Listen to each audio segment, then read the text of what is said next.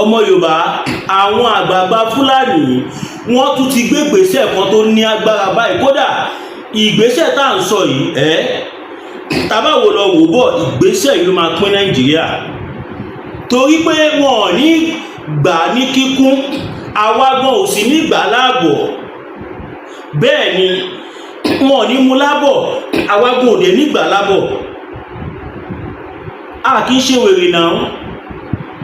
Gbogbo ilẹ̀ gbọ́ ẹ̀kẹ́ kọ́kọ́ bá mi pín fídíò ìfàyà ẹni tó ń pariwo páwọn ò fẹ́ Yorùbá nation ẹ bá wa pín fún wọn. Àwọn tó sọ páwọn náà fẹ́ ẹ bá wa pín fún wọn. Àwọn tó jẹ́ pé Ìgbòho ni problem wọn ẹ bá wa pín fún wọn. Àwọn tó jẹ́ wípé torí pé kò ń ṣe àwọn làwọn wà nípò tí bàbá wa ṣe Sunday Igboho wà yìí ni inú ṣe ń bí wọn ẹ bá wa pín fún wọn. Ẹ pín fún gbogbo ọmọ Yorùbá káàkiri àgbáláyé. Ọmọ Yorùbá bí mo ṣe ń bá yín sọ̀rọ̀ yìí mo lè pè ní ìròyìn ayọ̀ tó kó máa padà fẹ́fún àwa, mo dẹ̀ tún lè pè ní ìròyìn ìbànújẹ́ fún àwọn Fúlàní torí kò ní fẹ́fún àwọn. Now àwọn àgbààgbà Fúlàní wọ́n pe meeting,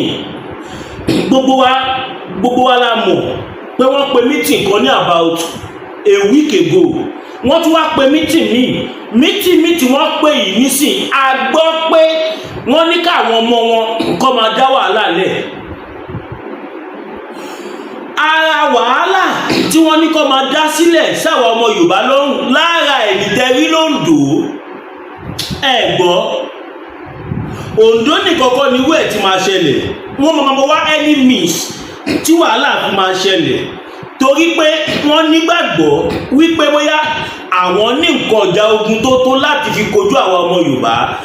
Wọ́n nígbàgbọ́ pé àwọn ní nǹkan táwọn lè fi jẹ́ ká bow to their pressure. Wọ́n ti gbàgbé pé Yorùbá ni wá. Wọ́n ti gbàgbé pé Yorùbá ni wá. Wọ́n ti gbàgbé pé Kútú Òjíire ni wá. Wọ́n ti gbàgbé pé ìran jagunjagun làwọn baba ńlá baba wa. Wọ́n ti gbàgbé pé ẹ̀jẹ̀ ogun ó wà lára gbogbo àwọn ọmọ Yorùbá. Wọ́n ti gbàgbé pé ilẹ̀ Yorùbá ni wọ́n ti máa ṣàgùn lóòjọ́ tá sì máa jẹ́ lóòjọ́. Àwa mọ̀ pé ibi tẹ́ ń tọ̀ lọ yẹn tí ẹ ò bá padà níbẹ̀ ibẹ̀ láti máa juwọ́ sí. Now gbogbo ọmọ Yorùbá ẹ lọ wà ní ìmúra sílẹ̀. In the first place ọ̀rọ̀ voice note tó lọ ní circulation tọ́lọ́ fẹ́ ṣe kíní kan ní August 1st kíní kan it has nothing to do with Yorùbá nation. Àwọn leaders wa wọn ì tí sọ fún wa pé ká jáde àbí ká má jáde. Àwa ò dẹ̀ mọ̀ bóyá kọ̀ọ̀kan fẹ́ ṣẹlẹ̀. Voice note kàn lọ káàkiri ẹ má jẹ́ ká gbà bí gbá ọtí. That is that about that. Now àwọn Fúlàní wọ́n fẹ́ bẹ̀rẹ̀ wàhálà, wọ́n fẹ́ bẹ̀rẹ̀ sí ní máa bá wa ọmọ Yorùbá fa wàhálà. Ẹ wo nǹkan tó ṣe lóńdó. Ó da màálù sórí oko olóko. Ẹni tó lóko kò fẹ́ take law to hand. Ó dẹ̀ lọ pe àwọn àmọ̀tẹ́kùn. Àwọn àmọ̀tẹ́kùn débẹ̀ wọn ò yìnbọn pa màálù. Wọn ò yìnbọn pa ẹni tó ń da màálù. Wọn ò ṣe kankan fún wọn. Ohun tí wọ́n kàn ń ṣe ni wípé wọ́n fẹ́ lé màálù yẹn kúrò níbi oko olóko tí wọ́n ń jẹ kó lé wọn sí títì. Because àwọn tó ní wọ́n ti lọ sápamọ́ káàkiri. Wọ́n ò ṣe kankan. Wọ́n dẹ̀ fẹ́ máa lọ ní tiwọn. Àwọn Fúlàní níbi tí wọ́n láyà dé wọ́n dẹ̀ bẹ̀rẹ̀ sí ní ṣe àwọn àmọ̀tẹ́kùn yákayàká. Wọ́n ṣe wọ́n yánkanyànkan. Wọ́n ṣe wọ́n níṣekúṣe. Kódà gan a gbọ́ pé wọ́n yìnbọn wọn ṣoríṣiríṣi. Torí ẹ̀ la ṣe ń sọ pé ìjọba àpapọ̀ ẹ ní láti fún àwọn àmọ̀tẹ́kùn ní ìbọn tó tó ìbọn. AK-47 gan kéré sí ìbọn tó yẹ kámọ̀tẹ́kùn máa gbé níbi tabadé yìí. A ti sọ fún ìjọba àpapọ̀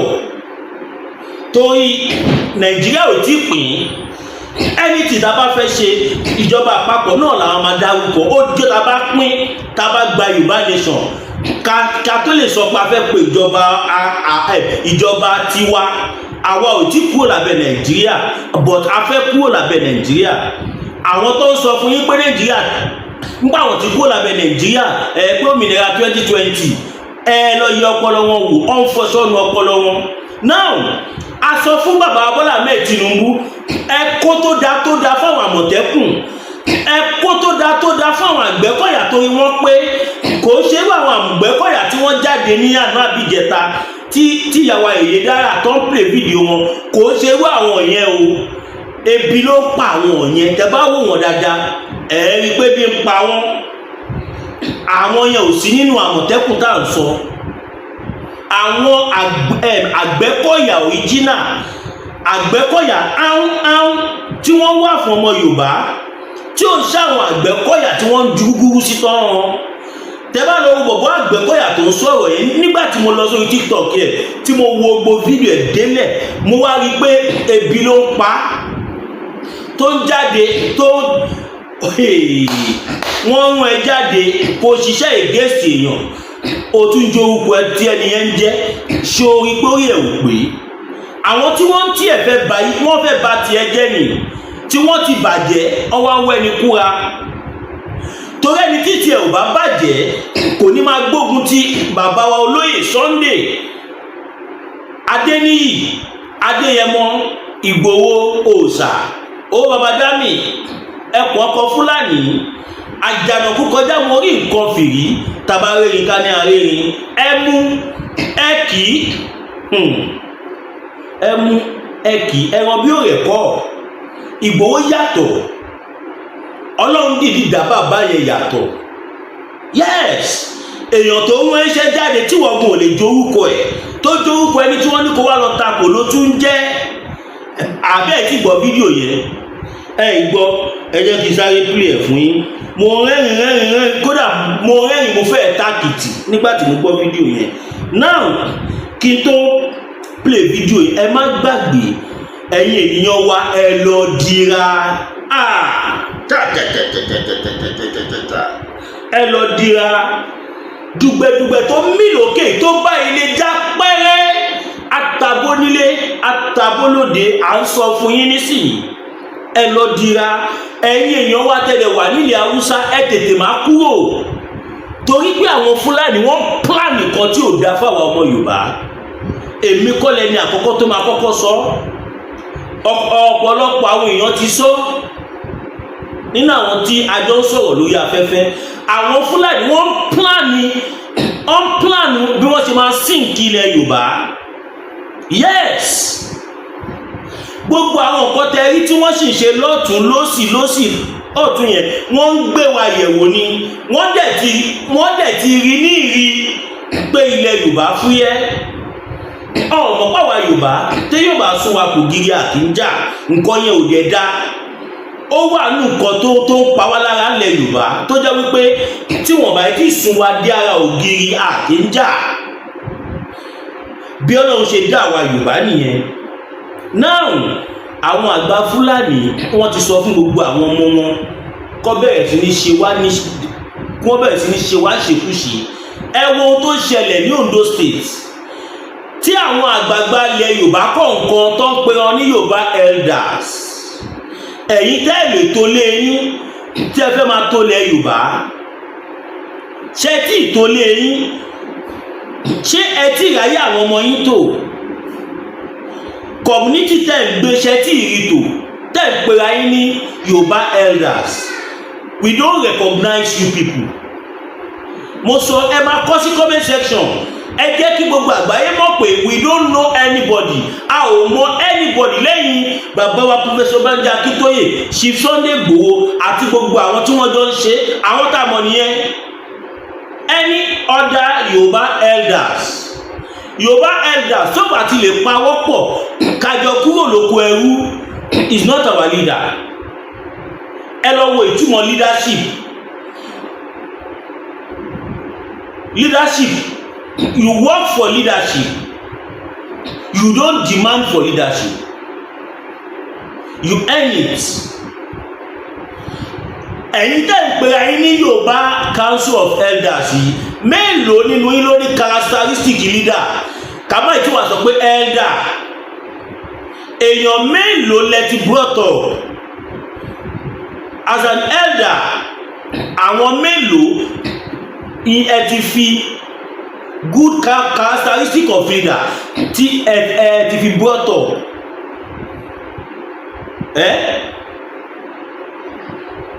àwọn tó ń pe àwọn ní Yorùbá elders yìí ẹ wo ohun tí àwọn Àmọ̀tẹ́kùn ẹ wo ohun táwọn Fúlàní fojú àwọn Àmọ̀tẹ́kùn rí l'Ondo state wọn sọ kankan sí o wọn ṣe bẹ nípa àwọn tí ẹ gbọ́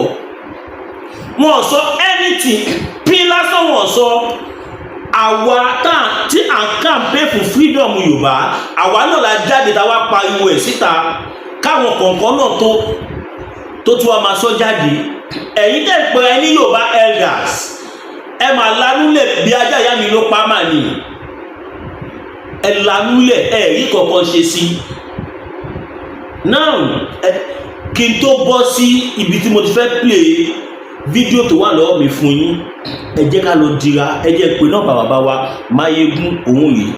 ògbénu omi ríran ń tẹja ògbólógbé gúngún ní dún tàbàtàbà nínú aṣọ ògbólógbò oníṣègùn ìbílẹ̀ kan bẹ nílẹ̀ Yorùbá tọmọ tì fún tẹ̀dọ̀ ewé àti olóyè Máyégún adífá bíi ẹni wẹjú aníkúlápó agbọ́sẹ̀sẹ̀ fámọlé agbẹ́ǹkùlẹ́mọye olùtọ́wù ogun àìrọ́mọbí ní tiẹ̀ ní ogun àìrálàánú ló ń bá ayé rẹ̀ wọ̀dì mú àrùn ọjọ́ pípẹ́ ló ń bá ọwọ́ jàǹkadì káṣiṣẹ́ bí erin jẹ̀jẹ̀ ìlérí ogun àmúbọ̀ ọkọ àmúbọ̀ aya ní tiẹ̀ ní tàbí ogun afiniṣẹ̀ṣẹ̀ níwájú olóore èyíkéyìí ogun tàbí àìsàn tó máa ń bá ayé rẹ̀ jà tètè máa bọ̀ wá sọ́dọ̀ olóyè Máyégún adífábí ẹni wẹjú abólórí bẹ̀rí abániyẹ̀ràwọ̀ ẹni wò aníkúlápó àgbàlagbà ọ̀jìmì tó mọ orúkọ tí wọ́n ń pe àwọn ìyá mi àgbà fún àyẹ̀wò tàbí ìmọ̀ràn ẹ pè sórí nọ́mbà yìí 08023940939 08023940939 báṣẹ́ bá mu mi àjò dànù bí gèrè bá mu mi àjò dànù tilẹ̀ tọ̀nà la fi ń jolóńgìní tètè máa bọ̀ wá sọ́dọ̀ olóyè Máyégún adífábí ẹni wẹjú kógun ayé rẹ̀ ó dà fíẹ́yìn. mo kí gbogbo ìyá àti bàbá wa kẹ́ má gbàgbé ọ̀rọ̀ nǹkan tí mo ní mo fẹ́ rà fún studio mi tí mo ń set everything is 5.4 million kẹ́ni tó lọ bá bùkún fún nínú yín kẹ́ support mi sórí account number mi 021416874 021416874 GT Bank Zanu Williams Olúwatósìn God bless you. ẹ káàbọ̀ padà ẹ̀yin ènìyàn wa ẹ káàbọ̀ padà lẹ́ẹ̀kan sí ẹ̀yin ènìyàn wa now mo fẹ́ play fídíò kan fún wa mo fẹ́ jẹ́ ká list sí kan tí ìyá yìí sọ kábíyèsí Elédùmarè ẹ̀yin tẹ́ máa ń pera yín ní Yorùbá elder tẹ́lẹ̀fẹ́ Yorùbá nation Ọlọ́run ò máa ní fire kàn yín o tó bá jẹ́ pé ń gbádùn bọ̀ láti bẹ̀rẹ̀ ọjọ́ ayé yìí ni gbogbo ti ń jẹ́ tọ́lọ́run bẹ́ẹ̀ ṣe ń kọ̀ndẹ́mù Yorùbá nation yẹn ìkorò ló máa gbẹ̀yìn ayé yín bí ìkorò ṣe ń bá àwọn ọmọ Yorùbá jà bí àwọn Fúlàní ṣe ń fojoojúmọ́ pa àwọn ọmọ Yorùbá tó ń fojoojúmọ́ jí wọn gbé gbogbo ti ń jẹ́ tọ́lọ́run bí àwọn ènìyàn ò ṣe nísìmí ní nísìmí títí ọjọ́ alẹ́ yín kí ló dé kí lẹ tún fẹ́ rí tẹ́ máa fi wà convince pé ó ti tó pé ó ti súnmọ́ ká gba òmìnira kẹjá gbóhùn tí ìyá yìí sọ ó máa ṣe o. ẹ má fi ẹ̀tẹ̀ sílẹ̀. kẹ máa padà kápá yes. owó máa tán ènìyàn ló máa kù. ṣé bá ní kí ẹ máa lé owó nísìnyí tí Fúlàní bá ń gbé nípa tó ń gbọ́ gbogbo owó yín kọ́. ẹ kọ́kọ́ wá bá ṣe máa ní ṣe bá ṣe máa ní authority láti stand against Fúlàní. ohun tó ṣẹlẹ̀ ní Ọ̀wọ̀ Ondo State tí àwọn Fúlàní in broad daylight tó ń yìnbọn sí àwọn Àmọ̀tẹ́kùn. yes. mo wá rí gbogbo yín jẹ dúró gàgàgà gẹ́gẹ́gẹ́ rí nǹkan kan ṣe. Fúlàní bíi 20 àbí how many of them ní ìlú Ondo ká má lè ní 500 youth young adults tó máa jáde tó máa pa gbìmọ̀ Fúlàní tó máa pa wọ́n pọ̀ pẹ̀lú gbogbo ìbọn tó gbé dání. àbẹ́ ẹ̀ tí mo pé show of force show of confidence gan. bẹ́ẹ̀ni. ó ń gba ìbọn lọ́wọ́ ìrìnsà nígbà tí ẹ̀yin tí wọ́n lè ti bá rọ́ọ̀ṣì èèyàn mẹ́fà ẹ̀ gba ìbọn wẹ̀ ẹni mo sọ bẹ́ẹ̀. yes. o tẹ́ ti sọ bẹ̀rù ẹ ti sọ fúnra jábẹ́ Fúlàní kàbọ̀ ìṣẹ̀lẹ̀ mẹ́rẹ́sà lórí ilẹ̀ yìí ẹni yóò fi lọ́wọ́ pé kí ló ń ṣẹlẹ̀ kí ló dé màmá ẹ má blame àwọn àmọ̀tẹ́kùn tí wọ́n sá yes torí pé bí àwọn àmọ̀tẹ́kùn yẹn ṣe wà yẹn kò kì í ṣe pé wọn ò lè fèsì àwọn fúlàní yẹn tó bá fèsì àwọn fúlàní yẹn ní ṣe tó pa gbogbo wọn irú àwọn àgbà wèrè tó ń pera wọn ní Yorùbá Council of Elders tó ń tako Yorùbá nation yìí people like them àwọn náà lọ tún máa gbógun ti àwọn àmọ̀tẹ́kùn yẹn káwọn lọ́ máa lọ pàdé àpò pọ̀ pẹ̀lú àwọn àgbààgbà wọn fúlàní yẹn tó máa wá fìyà jẹ àwọn bọ́ìsì yẹn mi ò blame wọn pọ̀ sá o because wọ́n mọ̀ pé àwọn àgbààgbà tó jẹ́ kó pọ̀n wọ́n sẹ́yìn àwọn gọgọgọ náà ń jẹ wọ́n lẹ́sẹ̀ ẹ wo owó ọ̀rọ̀ táwọn àgbàyà yìí sọ yìí tí wọ́n náà wọ́n reject Yorùbá nation pé ohun tó ń ṣẹlẹ̀ ní Nàìjíríà ò tí tó ká pín look at that ideology nígbà tó wà nínú constitution Nàìjíríà pé any Nigerian have right to live anywhere in Nigeria tá bá ṣe restructuring ẹni tó wà ní Kaduna ó lẹ́tọ̀ọ́ àti kó máa lù àṣekù ó lẹ́tọ̀ọ́ àti kó máa the same thing sì máa ṣẹlẹ̀ gbogbo àwọn people yìí ni wọ́n dẹ̀ mọ̀ àwọn àgbààgbà Hausa fún ara wọn ti jáde wọ́n ti sọ̀rọ̀ wọ́n ní gbogbo àwọn tó ń pariwo restructuring wọ́n ní olè lásánlásán ni wọ́n ní ọlọ́pàá wọ́n ní wọ́n mọ̀ pé kò possible wọ́n ní wọ́n kàn pressurize government nítorí àti jẹ gúgúrú ni now gẹ́gẹ́ máa gbọ́rọ̀ tí ìyàwó yìí sọ lọ máa ṣe. kí ló ń ṣẹlẹ̀ kí ló dé nígbà táwọn wà kékeré àti sá fún Fúlàní. lóòótọ́ kì í ṣe ìpọnà fífọ́nà ọjà olùkọ́ pé èmi ní kí ẹgbà èmi ní pákó gbogbo dábà ní òun lọ sí ti fẹ́ dára wà. kí ló wá dé tó wá dàbẹ̀ ní pé Fúlàní ti gba gbogbo ẹ̀ẹ́dẹ́jì ara yìí kẹfà ti gbọ́ pàpàpà ẹ máa dùn ní sẹ́ẹ̀kì kẹ́ ọ̀pọ̀ ṣàkójáde yìí gbogbo yúùtì kẹ́ yóò ṣàjáde kẹsàn-án fíjì wọn nígbà tó wá sàkó tí a lè ṣe gbogbo ẹni yúùtì ìjọ kejì Fúlàní wá fi lọ́ọ̀rì típà ó wá fi dí ọ̀nà kí ló yẹ kẹ́ ṣe wọ́n fi típà dí ọ̀nà lórí ilẹ̀ bàbá yìí tí ìṣáná wà bẹ́ẹ̀ tí kẹlọ́sí wọn bẹ̀ tẹ́ máa ṣáná sí mọ́tò kan tó máa jó ní ìṣojú wọn kò tí ẹ̀ tó máa fi pé àwọn ti kọjá ìyàtọ̀ wọ́n tó ń gbé wọn gbé típà wọ́n fi dí ọ̀nà pẹ́ lè kọjá wọ́n wá fún yín nǹkan tó pè ní show of force Fúlàní túbú jáde lórí ilẹ̀ Oǹdó wọ́n lé ní 300 to 400 ẹ̀yọ́ mọ́ Oǹdó gẹ́gẹ́ YouTube ẹ̀lẹ́ ní 1000 ẹ̀yìn náà wọ́n lè jáde kẹ́sọ́kàn pé ẹ̀bẹ̀rù wọn. màmá kò ń ṣe pé àwọn èèyàn ò lè jáde àwọn bàbá olórí gbogbo tí wọ́n jáde tí wọ́n sọ̀rọ̀ yìí àwọn náà máa tọ́ka lé àwọn ọmọ yẹn yes ó máa ń ṣẹlẹ̀ lálẹ́ Yorùbá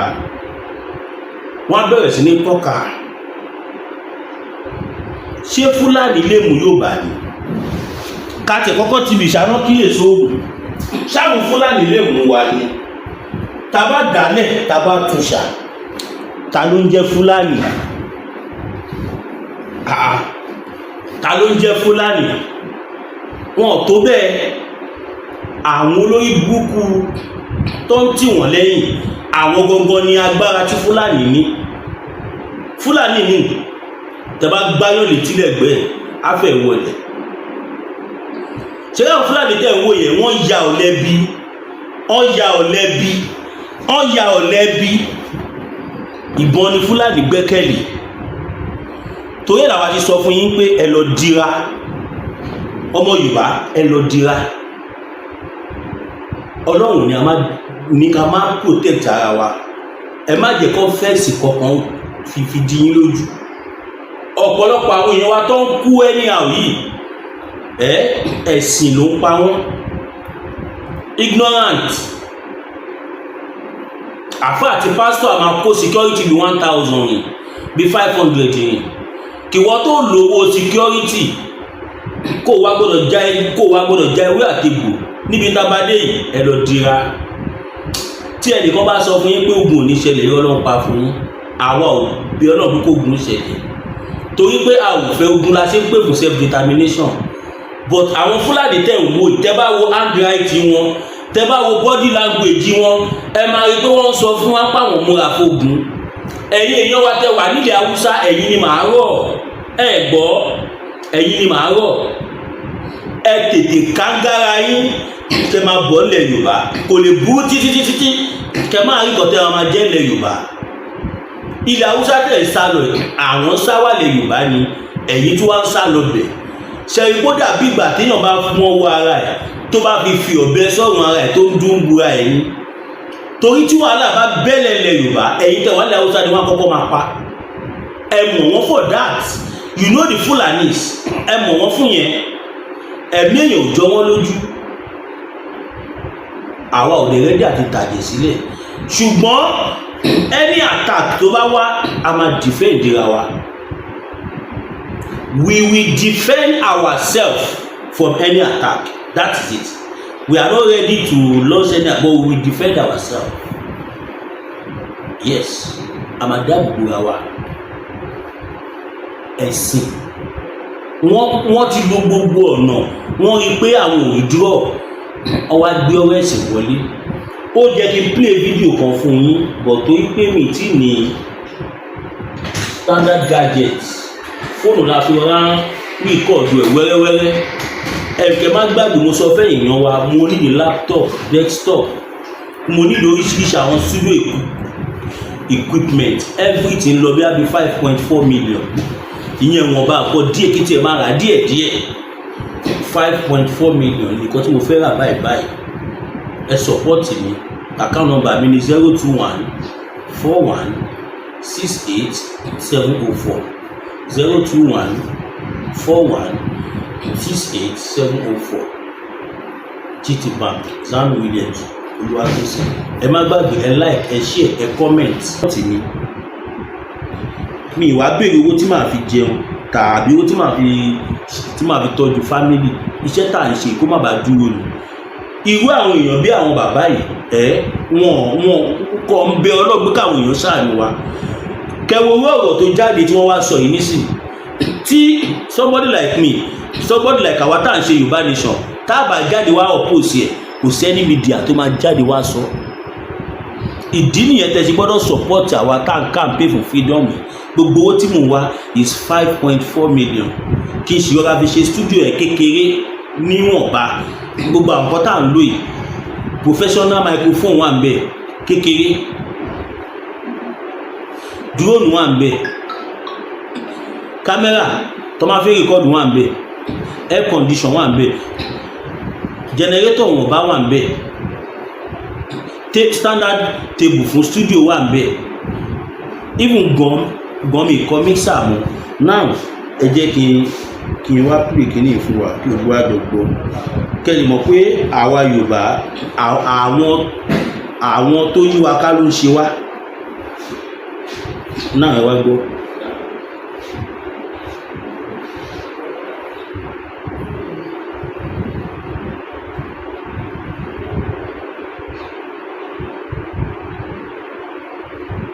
òun ni mo wáyé má bínú.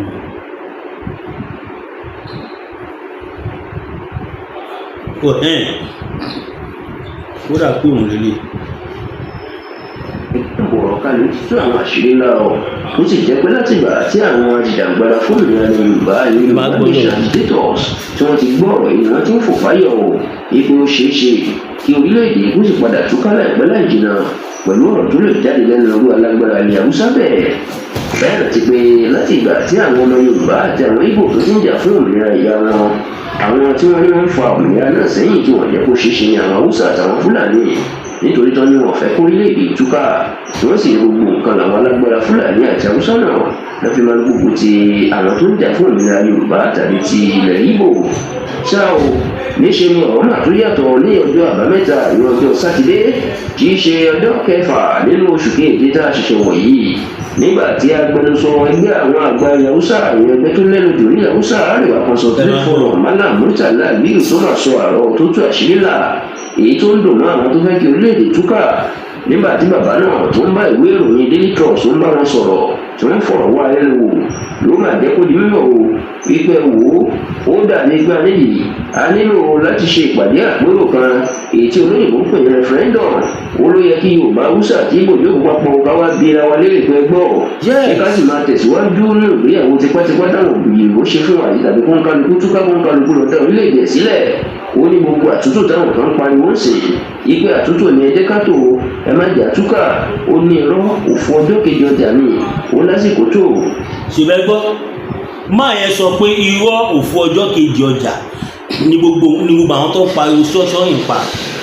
pé irọ́ ló pa wọ́n tún àwọn ọmọ Yorùbá ni tó wọ́n mọ̀ pé kó pọ̀ síbù.